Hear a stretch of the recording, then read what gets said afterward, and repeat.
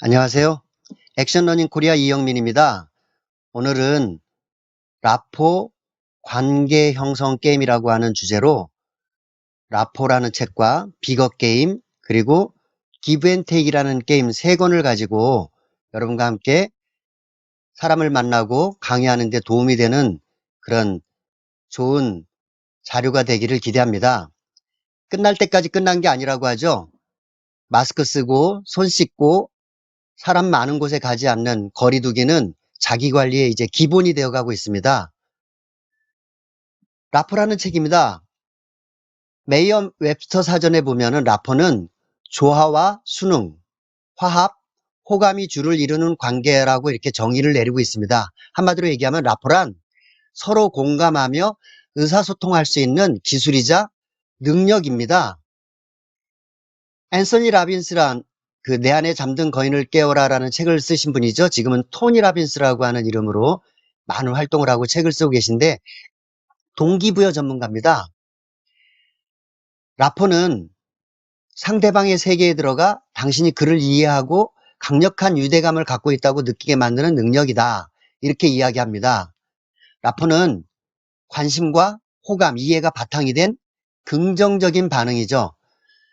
이 피라미드를 볼 때 가장 밑바닥에 있는 기본 욕구, 생리적인 의식주가 해결이 되면 기본적으로 인간은 자아 실현을 향해서 가는데 그 과정 속에 안전에 대한 욕구, 그리고 소속감에 대한 욕구, 더 나아가서 인정 욕구라든가 사랑 욕구, 그리고 서로에 대한 친밀감이 형성되면서 이제 더 좋은 평판과 또 명예와 존중, 그리고 자기 자부심과 자존감 속에 신뢰 욕구가 형성이 되기 원하죠. 이게 인간의 본성입니다. 그런 자아 실현 욕구를 향해 가는 그 과정 속에 제일 중요하게 작동되는 게 바로 라포입니다. 서로에 대한 관심, 호감, 그 이해가 바탕이 된 긍정적인 반응이 좋은 라포를 형성한다는 거죠. 라포는 프랑스어입니다. 원래 다리를 놓다라는 뜻인데 서로의 마음을 열어가는 과정 속에 서로의 생각과 마음을 열게 하는 힘, 그리고 낯설음이라든가 경계심, 거부감을 크게 낮춰주면서 교육이나 의사소통에서 상대방과 형성되는 친밀감 또는 신뢰관계의 구축을 의미하는 겁니다. 그래서 마이크 아길레라는 이 라포라는 책에서 라포를 이렇게 정의합니다. 라포란 관계를 결정짓는 태도의 모든 것이다. 라포에서 가장 중요하게 다뤄지는 세 개의 단어가 있죠. 이 책에서도 이 이야기들을 계속 반복해서 하고 있는데 미러링, 백트래킹, 페이싱입니다. 미러링은 말 그대로 거울놀이죠. 상대가 하고 있는 것과 똑같이 동질감을 느끼게 하면서 받아들이는 거죠. 그리고 백트래킹은 본질은 경청하기입니다. 내가 당신의 이야기를 정말 소중하게 잘 듣고 있다라고 하는. 그리고 페이싱은 자연스럽게 어울리기입니다. 목차만 읽어도 독서라고 하는 말처럼 이 책도 잘 읽어보면 5개의 챕터로 이루어져 있는데요. 내가 먼저 상대를 만나기 전에 어떻게 나 스스로가 먼저 라포가 형성되어서 사람을 만날 건지, 만남에도 기술이 필요하다는 거죠. 그리고 두 번째는 내가 상대와 만나서 인사하기 전에 어떻게 악수할 건지, 그리고 어떻게 소품을 주고받을 건지, 뭐 명함이라든가 브로셔라든가 이런 것들이요. 그 다음에 이름을 기억해서 순간순간 어떻게 이름을 불러줄 건지, 이런 라포적 키니식스에 대한 이야기를 하고 있습니다. 세 번째 챕터에서는 당신이 상대와 대화하기 전에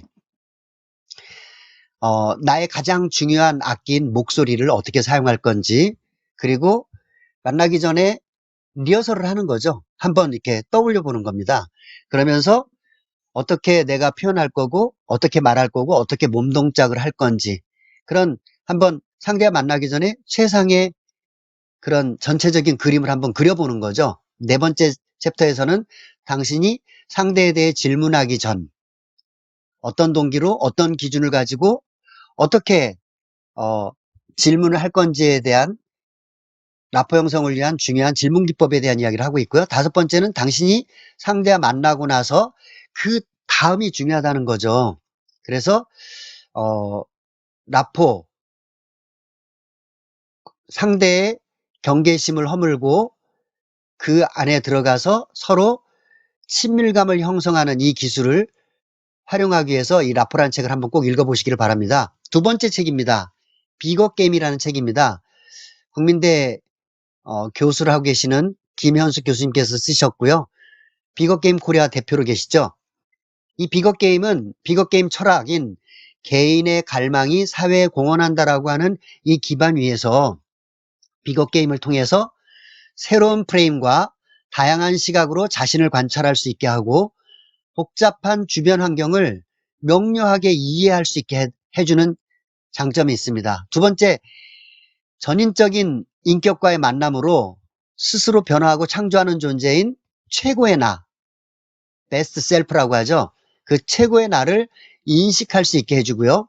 세 번째, 자신이 원하는 모습으로 미래를 디자인해 갈 수 있다고 하는 거죠.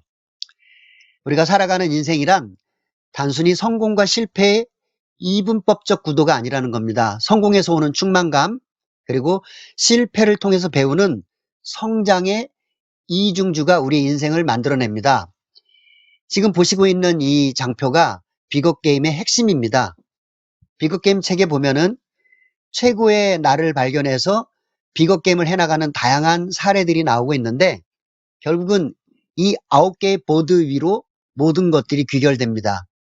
안전지대, 컴포트존, 갈망, 헝거, 강력한 목적, 컴펠링 퍼포스, 평가, 어세스, 담대한 행동, 볼드 액션, 그리고 창조적 긴장감, 걸프, 지속 능력, 서스테이너빌리티, 협력자, 동맹자죠.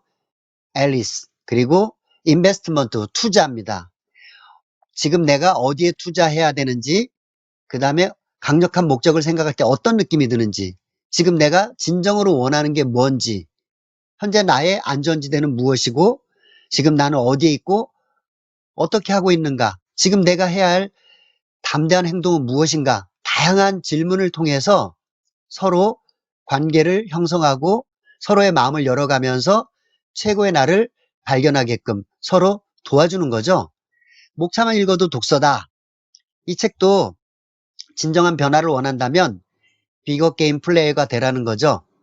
그리고 세 번째 챕터에 보면은 주저하지 말고 비거 게임 9블럭 보드 위에 올라타라고 이야기합니다. 빅게임, 최고의 게임이 아니라 비거 게임, 더 큰 게임을 해 나가라는 거죠. 순간순간. 갈망, 안전지대, 강력한 목적, 창조적 긴장감, 담대한 행동, 평가, 투자, 협력자, 지속 능력을 통해서 이 비거 게임을 내 일과 내 삶과 내 업무에 효과적으로 활용할 수 있다고 합니다. 이 판을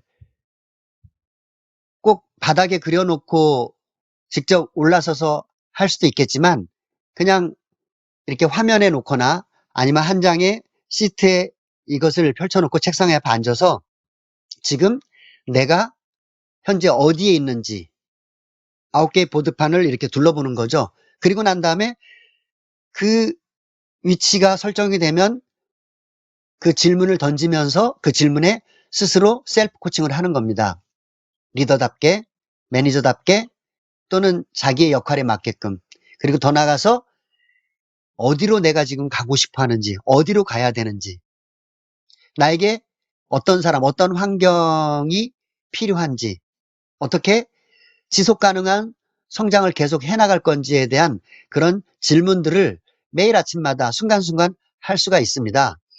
비거 게임 전에 나에게 질문하는 두 가지가 있습니다.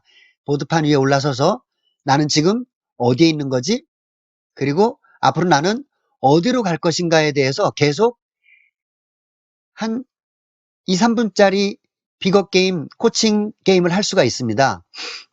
비거 게임 효과는요, 보시는 것처럼 이렇게 굉장히 다양한 효과들이 있습니다. 최고의 나를 만나고 그리고 공감 능력을 향상시키고 자신감과 영향력을 증가시키고 나의 다양한 관점과 패러다임의 전환이라든가 또한 주어져 있는 자원 활용 능력을 강화시키거나 학습하는 태도와 지속 능력을 형성하고요.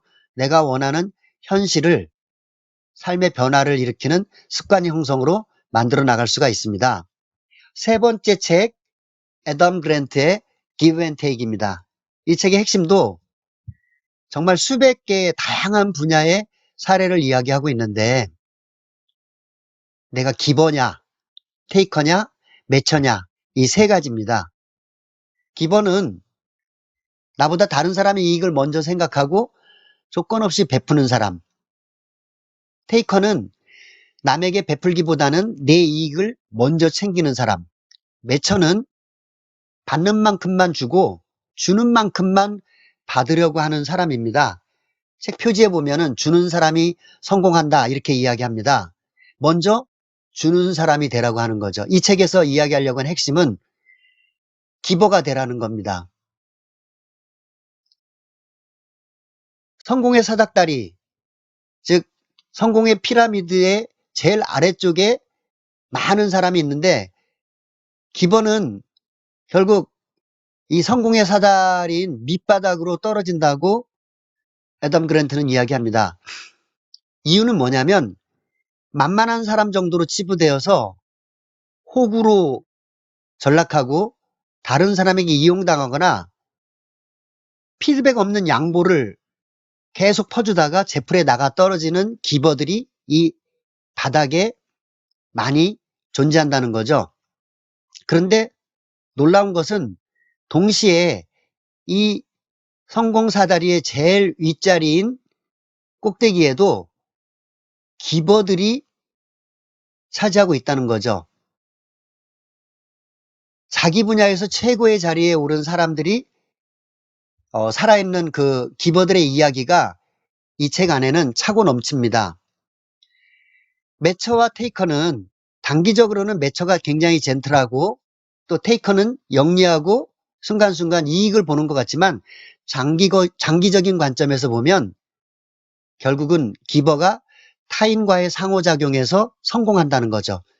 첫 책 라포에서 얘기한 것처럼 결국은 사람과 사람의 상호작용 속에서 내가 기버냐 내가 테이커냐 또는 매처냐에 따라서 굉장히 많은 부분들이 결과들이 만들어지게 될 텐데 이 책도 챕터를 보면은 9개의 챕터로 이루어져 있습니다. 그리고 그 9개의 챕터 안에는요 굉장히 많은 사례들이 있습니다. 이 사례들만 제대로 봐도 나에게 필요한 지금 당장 내가 해결해야 될 굉장히 많은 부분들을 이 책 챕터 안에 담고 있습니다.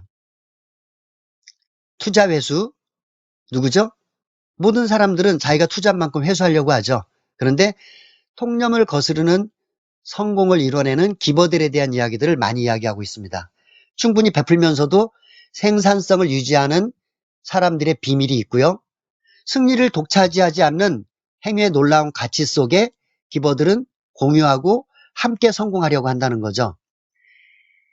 네 번째 챕터가 저는 굉장히 마음에 들었는데 교육하는 사람으로서 만들어진 재능, 누가 어떻게 잠재력을 이끌어내는가. 많은 그 분야의 사람들이 먼저 그 사람의 재능을 본다는 거죠. 그러나 기버들은 재능보다는 그 사람이 가지고 있는 동기를 부여해서 흥미를 느끼게 하고 그 사람이 가지고 있는 잠재력을 끌어내게 한다는 거죠. 그리고 설득하지 않고도 설득에 성공한 사람들의 비밀 무기인 겸손에 대해서 특히 6번째 챕터에 보면은 기버들 가운데 지쳐 떨어지는 사람과 계속해서 열정을 불태우는 사람의 차이에 대해서 이야기합니다. 이기적인 이타주의자가 되라고 얘기하죠. 그리고 관대하게 행동하면서도 만만한 사람이 되지 않는 법, 어떻게 호구에서 탈피할 것인지, 그리고 무엇이 인간을 베풀도록 만드는가, 호혜의 고리, 그리고 양보하고 격려하고 주는 사람이 최고의 자리에 오른다는 이 책의 결론이죠. 차원이 다른 기버들의 성공에 대해서 이야기하고 있습니다. 마지막으로 이 책에 나오는 마르크스 아우렐리우스의 명상록에 나오는 한 부분을 읽어드리면서 마치려고 합니다. 어떤 사람은 누군가에게 호의를 베풀 때마다 항상 대가를 받으려 한다.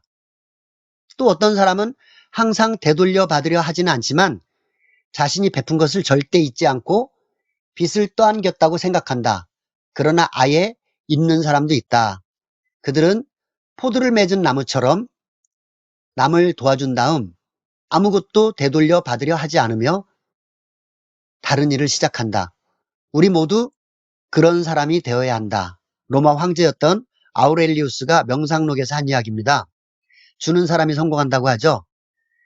기브 앤 테이크는 거래지 관계가 아니라는 거죠. 오늘 라포 관계형성 게임에서 세 권의 책을 소개했는데요. 한번 라포라는 책을 읽어보시면서 비거 게임을 내가 하려고 하는 비거 게임에서 어떻게 성공할 건지 한번 활용해 보시고요. 더 나아가서 이 애덤 그랜트의 기브 앤 테이크를 또 관계 속에서 또 내가 하는 업무와 교육 속에서 효과적으로 활용할 수 있는 방법을 한번 찾아보시면 좋을 것 같습니다. 다음에는 스팟 아이스 브레이크 팀빌딩에 대한 책을 가지고 여러분을 만나기를 원합니다. 강의를 살리는 스팟 101개가 들어있고요. 강사를 살리는 아이스 브레이크 101개입니다. 그리고 팀 활성화를 위한 팀빌딩 66개가 들어있습니다. 이 책을 가지고 다음번 여러분하고 어떻게 내가 하고 있는 일들을 그리고 나 스스로를 그리고 내가 소속되어 있는 팀을 에너지 넘치는 또 효과적으로 활성화시켜 나가는 방법들이 있는지 살펴보려고 합니다. 고맙습니다. 감사합니다.